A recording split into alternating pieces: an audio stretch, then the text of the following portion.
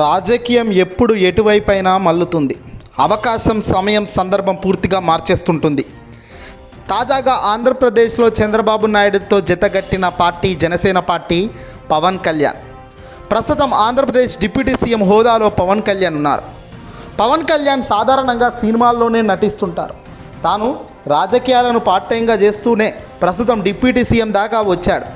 చంద్రబాబు నాయుడు గారు అరెస్ట్ అయినప్పుడు చంద్రబాబును కలిసిన పవన్ అప్పటికప్పుడు చంద్రబాబుతో జతగట్టి కూటమిగా ఏర్పడ్డట్టు ప్రకటించి బీజేపీ కాళ్ళ ఏళ్ళ పడి అల్టిమేట్గా ముగ్గురు ఒక తాటిపైకి వచ్చి ఎన్నికల్లో పోటీ చేసి అల్టిమేట్గా జగన్ను ఓడించడానికి వీళ్ళు చేసిన పన్నాగాల్లో పక్కా పాస్ అయితే అయ్యారు.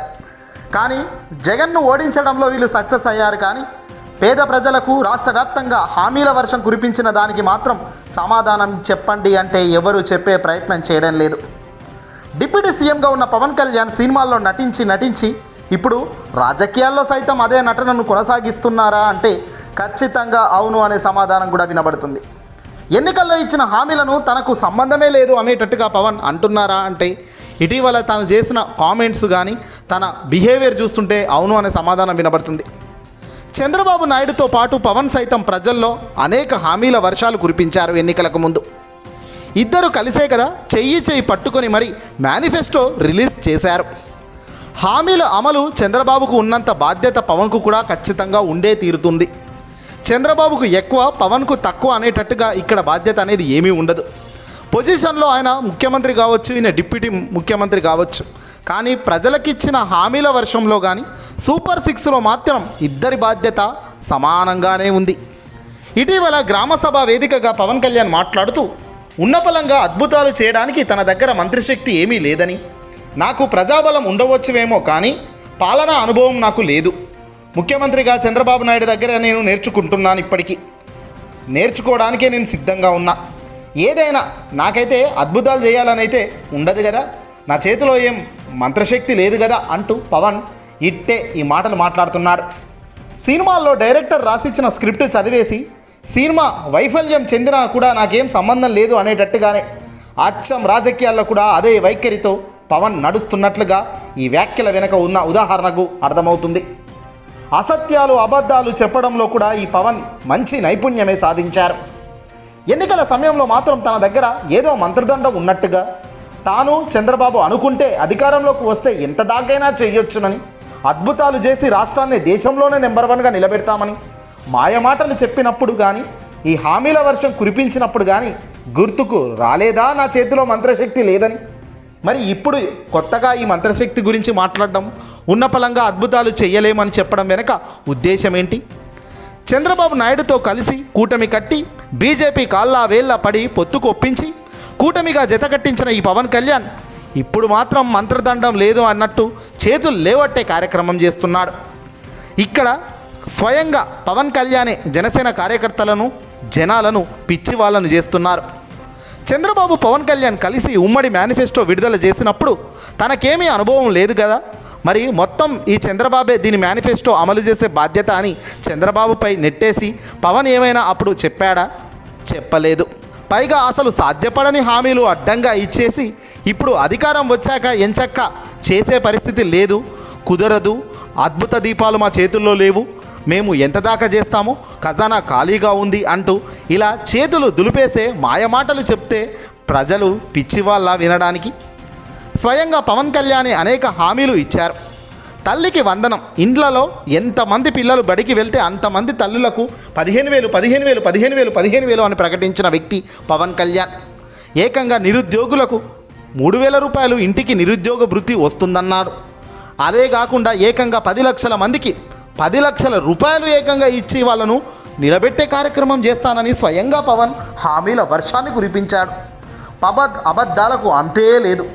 అధికారం వచ్చేదాకా చంద్రబాబును మించిన అబద్ధాలు చెప్పిన పవన్ ఇప్పుడు మాత్రం చంద్రబాబుకే సంబంధం ఉంది ఆ పథకాలకు, నాకు ఆ పథకాలకు ఇచ్చే బాధ్యత కాదు అనేటట్టుగా తన మాటలు ఉండడం నిజంగా ఏ వైఖరో మీరే చెప్పాలి.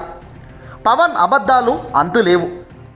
సేఫ్టీ ఆడిట్ ఉంటే పరిశ్రమల్లో ఎలాంటి ఘటనలు జరిగినా ఏం కాదు, కాస్త రిలీఫ్ ఉంటుంది అని చెప్పిన పవన్ కళ్యాణ్ జగన్మోహన్ రెడ్డి గారి హయాంలోనేమో సేఫ్టీ ఆడిట్ చేయాలి అంటూ పట్టుబట్టారు. మరి కట్ చేస్తే ఇప్పుడు సేఫ్టీ ఆడిట్ అనేది పరిశ్రమలో చేస్తే కంపెనీలు వెళ్ళిపోతాయి అంటూ అదే పవన్ కళ్యాణ్ చెబుతున్నాడు. అప్పుడు గగ్గోలు పెట్టి ఇప్పుడు సైలెంట్గా ఎందుకు పవన్ కళ్యాణ్ ఈ మాటలు మాట్లాడుతున్నాడు? రాజకీయ సినిమాను తలపించే పవన్ వ్యూహం ఇదేనా? మాటలు మార్చేస్తూ రాజకీయాల్లో ఇంతకన్నా దిగజారుడు మరొకటి లేదు అనేటట్టుగా పవన్ కళ్యాణ్ చిత్రీకరిస్తున్న తీరు ఎంతోమంది చూస్తున్నారు. పసిబాలుడి మాదిరిగా ఇప్పుడు పవన్ కళ్యాణ్ ఎంచక్క నాకు అనుభవం లేదు, నాకు రాజకీయం సరిగ్గా తెలియదు, పాలనా అనుభవం లేదు కాబట్టి చంద్రబాబు గారి దగ్గర నుంచే నేను పాలనా అనుభవం ఇప్పటికీ నేర్చుకుంటున్నాను అంటే నిజంగా పసిబాలుడు మాదిరిగా పవన్ మాటలు ఉన్నాయి. పవన్ కళ్యాణ్ దాదాపుగా 15 ఏళ్లుగా రాజకీయాల్లో ఉన్నారు. చంద్రబాబుతో 2014లో జతగట్టి ఆగమాగం చేసి గెలిచారు. గెలిచిన మరుక్షణమే మళ్ళీ కూటమిగా విడిపోయారు. అప్పుడు చంద్రబాబును తిట్టాడు. అవినీతికి కిటికీల లాంటి వ్యక్తి చంద్రబాబు నాయుడు అంటూ ధ్వజమెత్తిన ఈ పవన్ కళ్యాణ్ ఇప్పుడు ఆ కిటికీలతోనే జతగట్టి మరో కిటికీల అవతరించిన వ్యక్తి కూడా పవనే అని చెప్పవాలి. ఇప్పుడు తెలుగుదేశం పార్టీ ప్రకటించిన జన్మభూములను తిట్టారు పవన్ కళ్యాణ్. ఇప్పుడు స్వయంగా ఆయనే అవి కూర్చొని ఓపెన్ చేసే కార్యక్రమాలకు శ్రీకారం చుట్టారు. అయితే ఆకు లేదంటే కరివేపాకు అన్నట్టుగా పవన్ కళ్యాణ్ వైఖరి, ఈ దొంది వైఖరి చూస్తుంటే నిజంగా సిగ్గుతో జనసేన నాయకులు తలదించుకుంటున్నారు. ఎన్నికలకు ముందేమో హామీల వర్షం కురిపించిన పవన్ ఇప్పుడు బడ్జెట్ లేదు అని చంద్రబాబు చెప్పేసరికి పూర్తిగా దాన్ని డైవర్ట్ చేస్తున్నాడు. తన కార్యక్రమం తాను చేసుకుంటూ నాకు పథకాలకు సంబంధమే లేదు, సూపర్ 6కు నాకు అసలు ఎలాంటి సంబంధమే లేదు అన్నట్టుగా పవన్ కళ్యాణ్ చిత్రీకరిస్తున్నాడు. ఎన్నికలకు ముందేమో మామూలుగా వీళ్ళు హామీలు కురిపించలేదు, భారీగా అడ్డంగా హామీలు ఇచ్చేశారు. ఎంతంటే అంత మా ప్రభుత్వం వచ్చిందే మేలు అన్నట్టుగా ప్రజాగలం అంటూ కొత్త పేర్లు పెడుతూ ఆగమాగం చేసుకొచ్చారు. మరి అధికారం వచ్చింది కదా, పథకాలు ఎప్పుడు రిలీజ్ అవుతాయని ప్రజానికం 1000 కళ్ళతో వెయిట్ చేస్తుంటే మాత్రం ఇప్పుడు సంబంధం లేదంటున్నారు, మా తోడి కాదంటున్నారు. ఏకంగా కూటమి అధికారంలోకి రాగానే 20 లక్షల ఉపాధి అవకాశాలు అంటూ ఊదరగొట్టారు. 20 లక్షల ఉపాధి అవకాశాలు లేదు, పక్కన పెట్టండి దేవుడెరుగు. నెలకు నిరుద్యోగ భృతి 3000 ఇస్తామన్నారు, ఎటుపోయాయి? స్కూల్కి వెళ్ళే ప్రతి విద్యార్థికి ఏడాదికి 15,000 అన్నారు. ఇంట్లో ముగ్గురుంటే 15 45,000, ఇంట్లో నలుగురుంటే ఏకంగా 60,000. ఇలా ఎంతమంది పిల్లలు బడికి వెళ్తే ఆ ఇంటికి ఆ తల్లి ఖాతాలోకి అన్ని 15,000 వేస్తామన్నారు. కానీ గడిచిన 3.5 నెలల నుంచి ఒక్క 15,000 కూడా పడలేదని తలలు బాదుకుంటున్నారు. ప్రతి రైతుకు ఏటా 20,000 ఆర్థిక సహాయం అన్నారు. కనీసం రైతును ప్రభుత్వ ఆఫీసులకు అడుగుపెట్టే పరిస్థితి లేదు. ఉచితంగా ఏడాదికి 3 గ్యాస్ సిలిండర్లు అన్నారు. కానీ దాని ఊసు ఎత్తే ప్రయత్నం చంద్రబాబు పవన్ చేయడం లేదు.